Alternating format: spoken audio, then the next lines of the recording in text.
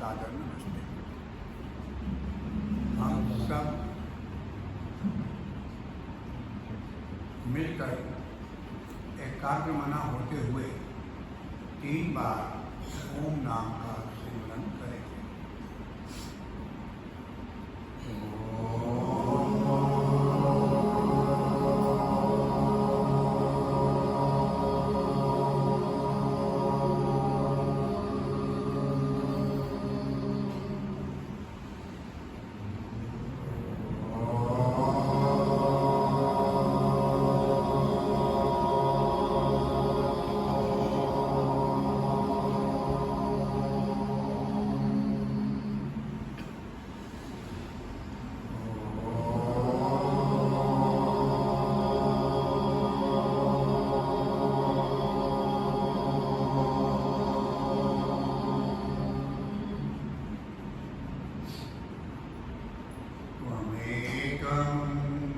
शरण्यं त्वमेकं वरेण्यं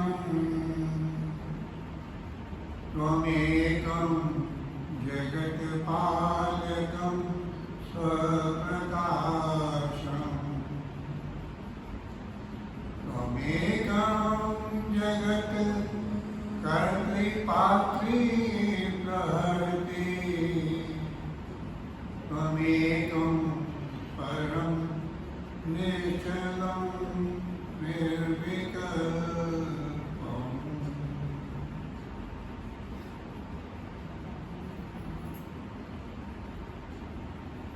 वंदनीय आदरणीय भारतीय शक्ति,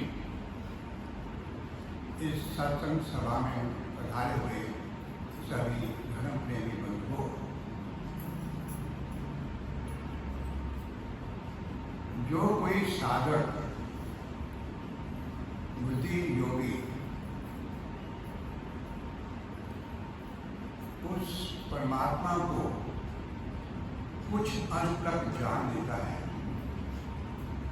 थोड़ा बहुत उसका ज्ञान हो जाता है, और जो साधक साधना के द्वारा उसके आनंद की अनुभूति भी कर देता है, यदि वो चाहे भी कि शब्दों में उस ईश्वर की अनुभूति को हमारे सामने रखे, तो ये उसके लिए संभव नहीं हो पाता। लेकिन संकेतों के द्वारा वो अवश्य ही हमें कोई संदेश दे सकता है। अब जो जन तो समझ सके, जानना चाहे, वो तो जान लेता है, और जिसने जिद ही पकड़ रखी है उसको ना समझने की, उसको ना अनुभव करने की, उसके सामने अगर सूरज भी उगा हो तो वो अपनी आंखें मूंद लेता है। वेद में कई जगह पर ऐसे मंत्र आते हैं जो कि उस अव्यक्त परमेश्वर को व्यक्त रूप में, सृष्टि के रूप में व्यक्त कर देते हैं। तो एक अथर्ववेद में मंत्र आता है, अंति संतम न जहाति, अंति संतम न पश्यति, देवस्य पश्य खावयं न ममार न जीयति। तो ईश्वर हमारे इतना समीप है, इतना नजदीक है, घट घट में विराजमान है, हमारे अंदर भी है, बाहर भी है, ऊपर नीचे दाएं बाएं सब जगह है। इतना ही नहीं, वो तुम्हारी आत्मा में भी विराजमान है। तो हम उस परम पिता परमात्मा को कैसे त्याग सकते हैं? वो ईश्वर इतना समीप है कि हम उसे देख भी नहीं सकते। जो भी वस्तु आँख के बहुत नज़दीक होती है, पुतली के बहुत नज़दीक होती है, उसको देख पाना भी संभव नहीं होता। लेकिन वेद माता कह रही है कि उस प्रभु को संकेतों के द्वारा, उसकी बनाई हुई सृष्टि के द्वारा, सृष्टि के नियमों के द्वारा, गुणों के द्वारा हम उस परम पिता परमात्मा को जान सकते हैं। इसी प्रकार का एक उपासना में मंत्र आता है, ओम उदुज्यम चार वेद समुदेवम वहंति के द्वारा निषेध स्वामी सूर्य। इसमें भी यही आशय है कि यदि हम ईश्वर को जानना चाहते हैं, उसकी सृष्टि को देखना चाहते हैं, तो हम उस सृष्टि की ओर निहारें, ब्रह्मांड की तरफ देखें।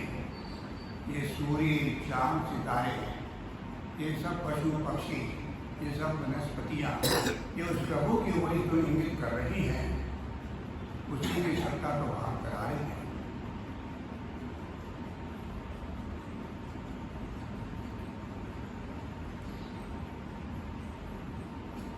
इसी प्रसंग में एक कथा आती है कि एक सभागार में, एक सत्संग हॉल में बहुत से श्रद्धालुगण, बहुत से भक्तजन बैठे हुए थे और वो प्रतीक्षा कर रहे थे एक महात्मा के आने की, महात्मा बुद्ध के आने की। इतने में महात्मा बुद्ध आए, पर वो अपने सिंहासन पर विराजमान हो गए। इससे पहले कि वो अपना मौन तोड़ते, उन्होंने देखा कि एक पक्षी बाहर से उड़ कर आता है और फिर अपने पंखों को थोड़ा फड़फड़ाते हुए खिड़की पर बैठ जाता है।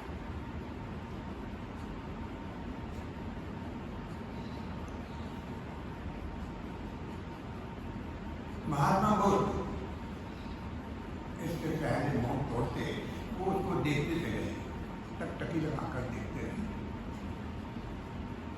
वो पक्षी आया, खिड़की पर आकर बैठ गया, पर थोड़ी ही देर में आराम करके, विश्राम करके उसने फिर अपने पंख फड़फड़ाए, एक गीत गाया, चहचहाया और नीले आकाश की ओर उड़ गया। तो जब महात्मा बुद्ध उधर टकटकी लगाकर देख रहे थे, तो सभी भक्तजन में वही देख रहे थे।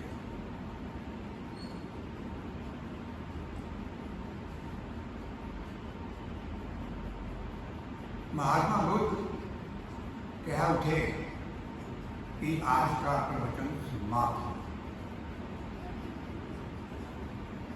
अब सारे जो भक्तजन थे, उनके श्रद्धालु थे, वो बड़े हैरान थे, बड़े आश्चर्यचकित थे। वो तो दूर दूर से आए थे उनको सुनने के लिए, और महात्मा जी ने कह दिया, उस पक्षी की ओर देखते हुए जो आया, बैठा, थोड़ी देर विश्राम किया और फिर पंख फड़फड़ाए, चहचहाया और नीले आकाश में उड़ गया। वो सोचने लगे कि ये क्या मजाक है, ये तो हम इतनी दूर दूर से आए हैं, हमारे घरों में हम हमेशा ही देखते हैं। बड़े आश्चर्यचकित हुए। महात्मा बुद्ध क्या कहना चाहते थे? वो संकेत के द्वारा ही सारी बात कर रहे थे। वो कहना चाहते थे कि हे मनुष्य, ये संसार भी जो है एक खिड़की की तरह है। तुम यहाँ पर आए हो तो ये कोई तुम्हारा परमानेंट ठिकाना नहीं है, परमानेंट निवास स्थान नहीं है। ये तो केवल एक पड़ाव मात्र है। ये तो आत्मा जो इतनी लंबी यात्रा पर निकली हुई है, उसके लिए एक पड़ाव मात्र ही है, ये कोई लक्ष्य नहीं है। लेकिन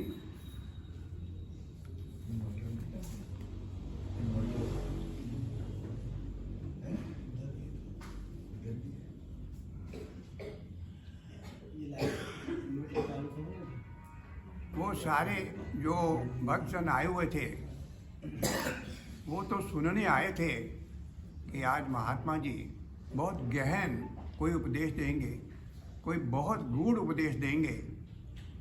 वो तो शाब्दिक ज्ञान सुनने आए थे, सिद्धांत सुनने के लिए आए थे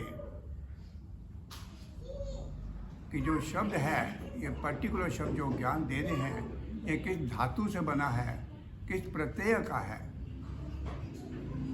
लेकिन महात्मा बुद्ध तो संकेतों के द्वारा कह ही चुके थे कि ये जो संसार है ये तेरा परमानेंट ठिकाना नहीं है।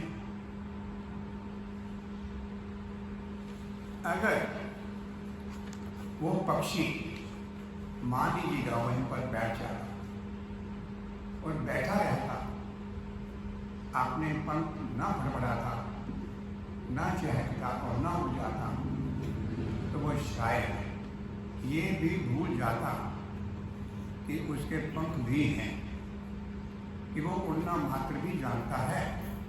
निराकार तो बहुत दूर हो जाता उससे। जो हमारी क्षमताएं हैं, यदि हम उसको जानते हैं, उनको रिपीट करते रहते हैं, तब तो हम वो कर पाते हैं। और यदि वो हमारी क्षमताओं को प्रयोग में ना करें तो वो हमारी सारी जो क्षमताएं हैं वो हम भूल जाते हैं। अगर कोई चलना बंद कर दे तो कुछ दिनों में ही पंगु हो जाएगा, उसका चलना ही मुश्किल हो जाएगा। अगर हम एक नवजात शिशु को एक बंद कमरे में, अंधेरे कमरे में बंद कर दें और कुछ दिन तक वहाँ अंधेरा ही रहे तो शायद वो अपने देखने की शक्ति भी खो बैठेगा। और यदि उसके कानों में कोई शब्द की ध्वनियों की वेव वाइब्रेशन आकर ना टकराए तो वो सुनना भी बंद कर देगा, सुनना भी सीख नहीं सकेगा। इसलिए जो भी हमारी क्षमताएं हैं, अगर हम उसको यूज़ करते रहते हैं तब तो बनी रहती हैं, नहीं तो वो सब व्यर्थ हो जाती हैं। ऐसा ही एक घटना आती है रामायण में। भगवान श्री राम जी, रामचंद्र जी समुद्र के इस किनारे पर खड़े हैं और वो जानना चाहते हैं, जैसा कि उनको पता लगा था कि रावण जो था वो समुद्र से दूसरी पार सीता मैया को लेकर चला गया था।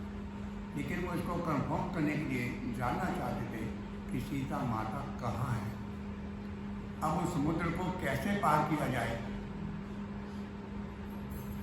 तो पवन पुत्र जो हनुमान थे वो पवन में, हवा में उड़ सकते थे, लेकिन वो अपनी ये क्षमता, ये अपनी योग्यता जो थी वो भूल चुके थे।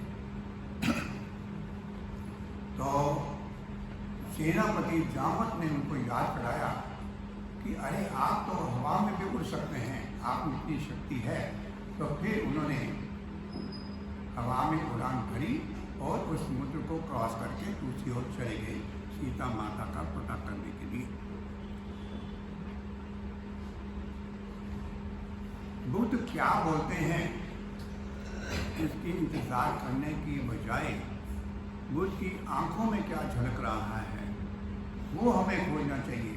वो क्या कहना क्या चाहते हैं।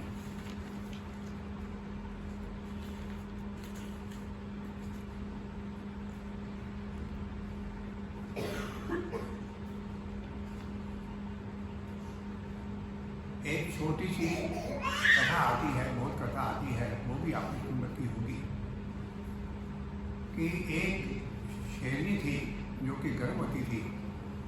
वो पहाड़ पर बैठी हुई थी, धूप सेक रही थी। इतने में दूर से गोलियों की आवाज़ आती है। वो शिकारी शिकार करने के लिए उधर आते हैं, उनकी गोली चलाने की आवाज़ आती है और वो भाग खड़ी होती है। और भागने में ही वो आगे एक खाई आ जाती है, जिस पर उसकी नज़र नहीं जाती। वो खाई के ऊपर छलांग मार के पहाड़ की दूसरी तरफ चली जाती है। छलांग लगाने में ही उसका जो बच्चा था, उसने बच्चे को जन्म दिया और बच्चा नीचे गिर गया। नीचे भेड़ों का झुंड जा रहा था और वो भेड़ों के झुंड में जाकर गिर गया।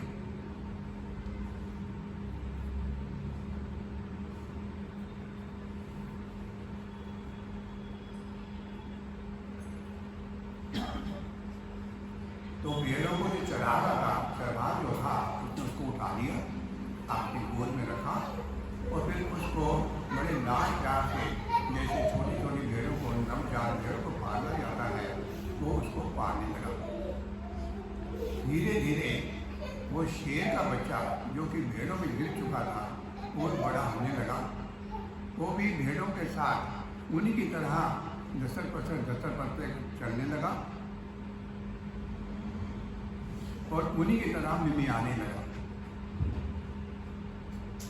तो हमें जो संस्कार दिए जाते हैं, जो सिखाया जाता है, जो बोला जाता है, और जिस संगति में हम रहते हैं, हम भी वैसे ही हो जाते हैं, हमारे भी संस्कार वैसे ही हो जाते हैं। उधर से एक शेर निकला, वो सब देखकर बड़ा हैरान हो गया कि अरे शेर का बच्चा ये भेड़ों के झुंड के बीच में जा रहा है, ना तो भेड़ें ही से डरती हैं और ना ही ये उनको खा रहा है, ये क्या हो गया। तो वो भागकर आया और उसने उसको पकड़ने की कोशिश की। उस शेर के छोटे बच्चे को पकड़ा, उसके पीछे पीछे भागा, लेकिन वो जो बच्चा था, शेर का बच्चा था, वो भी डर गया और आगे आगे भागने लगा पड़ा। एनीवे, वो शेर ने उसको पकड़ लिया तो वो उससे विनती करने लगा, मिमियाने लगा कि मुझको छोड़ दो, मुझको मत मारो। लेकिन वो शेर कहाँ छोड़ने वाला था। वो उसको घसीट कर, पकड़ कर, जैसे तैसे उसको एक तालाब के किनारे ले गया और तालाब के किनारे उसको कहने लगा, देख तुम असी, जैसा मैं हूं वैसे ही तुम हो। तुम तो शेर के बच्चे हो, भेड़े नहीं हो, भेड़ के बच्चे नहीं हो। पर वो कहाँ मानता था, वो तो डर रहा था। कहता ये तो जादू है, ये तो कोई जादूगर है, हिप्नोटिस्ट है, ये तो मुझको हिप्नोटाइज करते जा रहा है, तो मेरा तो सर्वनाश हो जाएगा, ये मुझको खा जाएगा। उसने उसको फिर कहा, देखो अपना इमेज देखो, तुम कौन हो, तुम एक शेर के बच्चे हो। शेर जो था वो चिल्लाने लगा जोर जोर से। ये सब देखकर वो शेर का छोटा जो बच्चा था, उसको भी अपने रूप की समझ में आई। उसने भी चिल्लाना शुरू कर दिया, गर्जना शुरू कर दिया। तो हम भी जो हैं अपने आप को क्या समझ बैठे हैं। कोई अपने आप को हिंदू समझता है, कोई अपने आप को मुसलमान समझता है, सिख समझता है। जिस परिवार में कोई पैदा होता है वो अपने आप को वही समझने लग पड़ता है। लेकिन ये तो हमारा स्वरूप नहीं है, ये तो केवल संस्कार मात्र है। हमारा स्वरूप जो है वो तो आत्मा का है। हम सब तो आत्म स्वरूप हैं, हम आत्मा हैं। हम कोई हिंदू, मुस्लिम, सिख, ईसाई कुछ भी नहीं है। तो महात्मा बुद्ध यही दिखाना चाहते हैं कि हम अपने स्वरूप के पहचाने।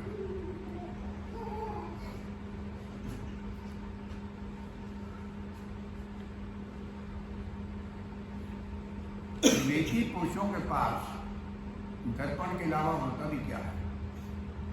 वो जो ज्ञान देते हैं वो भी हमको अपना स्वरूप भी दिखाना चाहते हैं कि हम भी उस पक्षी की तरह गीत गा सकते हैं, उड़ सकते हैं और उस परम पिता परमात्मा को पा सकते हैं, उसके साथ विचरण कर सकते हैं।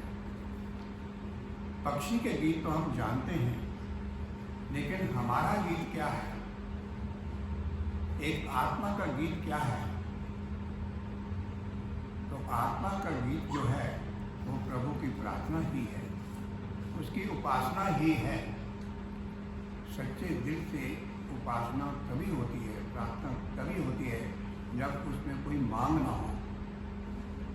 अगर वो मांग है तो वो प्रार्थना नहीं है, वो कोई उसका अहोभाव नहीं है, ईश्वर का धन्यवाद नहीं है, वो तो एक शिकायत है, शिकायत मात्र ही है। तो हम उस परम पिता को जानने के लिए इस चीज़ को समझें कि हम आत्मस्वरूप हैं और ये जो संसार है ये हमारा परमानेंट ठिकाना नहीं है, ये तो केवल एक पड़ाव मात्र ही है।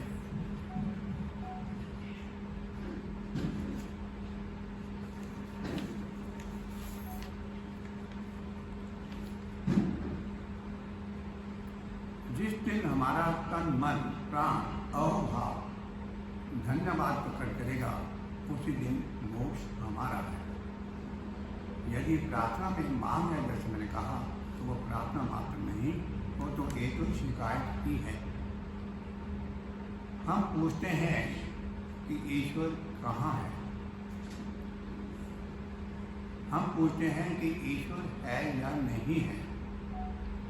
हमें यही नहीं पूछना चाहिए, हमें पूछना चाहिए कि हमारे पंख कहाँ हैं, हमारे पंख हैं भी या नहीं हैं, क्या हम पंखों के द्वारा उड़ भी सकते हैं या नहीं। यदि कोई कहे कि ईश्वर सातवें आकाश में है,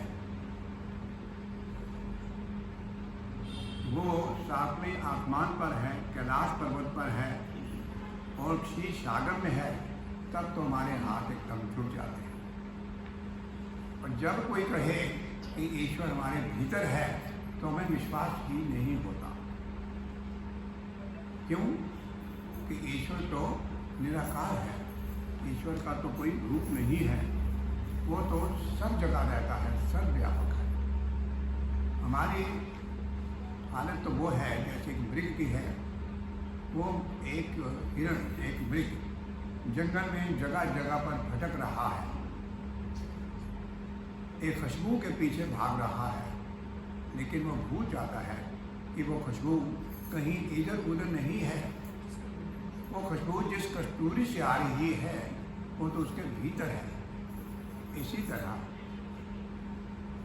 हम जिस परमात्मा को ढूंढने के लिए, पाने के लिए दर बदर भटकते रहते हैं, कभी इधर माथा टेकते हैं, कभी उधर माथा टेकते हैं, वो ईश्वर तो हमारे अंदर है, हमारी आत्मा के अंदर है और हमने उसको पाना है प्रार्थना के द्वारा, उसकी स्तुति के द्वारा, अपने पंखों को फड़फड़ा कर। पंखों को फड़फड़ाना क्या है? वो यही तो है, वो ध्यान ही तो है, वो प्रार्थना ही तो है।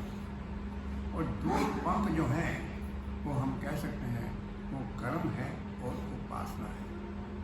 यदि हमारे शुभ कर्म नहीं हैं, हमारे आचरण में नहीं है जो हम कहते हैं, तो कहने का भी कोई लाभ नहीं है और उस उपासना का भी कोई लाभ नहीं होता। तो ये जरूरी नहीं है कि जो कोई उपदेश दे रहे हैं वो आपको वास्तव में वो दर्शन करा दें। आप जो आपकी वो प्यास बुझा सकें। क्यों? कि हम वो प्यास बुझाना नहीं चाहते, हम तो ये जानना चाहते हैं कि पानी का तत्व किससे बना हुआ है। ये दो H2O से बना हुआ है, दो एलिमेंट हाइड्रोजन और एक पार्ट ऑक्सीजन से बना हुआ है। लेकिन सिर्फ ये जान लेने से तो प्यास नहीं बुझ जाती। तो महात्मा बुद्ध तो ये कोशिश कर रहे थे पानी पिलाने की। पक्षी के रूप में आपको प्रत्यक्ष उपदेश दिया जा रहा था, हम सबको उपदेश दिया जा रहा था कि हम भी अपने कर्म और उपासना रूपी पंखों को फड़फड़ाएं और उससे प्रार्थना करें, गीत गाएं, उसकी प्रार्थना करें, उसका धन्यवाद करें, यही गीत है। इसी प्रकार से हम उस परम पिता परमात्मा को पा सकते हैं, ना कि केवल पूरे ज्ञान से किताबें पढ़कर, ऊंची ऊंची बातें सुनकर, ईश्वर के संकेत को समझकर, ईश्वर की सृष्टि को देखते हुए ही हम ईश्वर की प्राप्ति कर सकते हैं, उसको जान सकते हैं। इन्हीं शब्दों के साथ पहली नमस्ते परम पिता को, जिसने जगत बनाया है। दूसरी नमस्ते माता पिता को, जिन्होंने हमको जाया है। तीसरी नमस्ते ऋषि दयानंद को, जिन्होंने वेदों का पाठ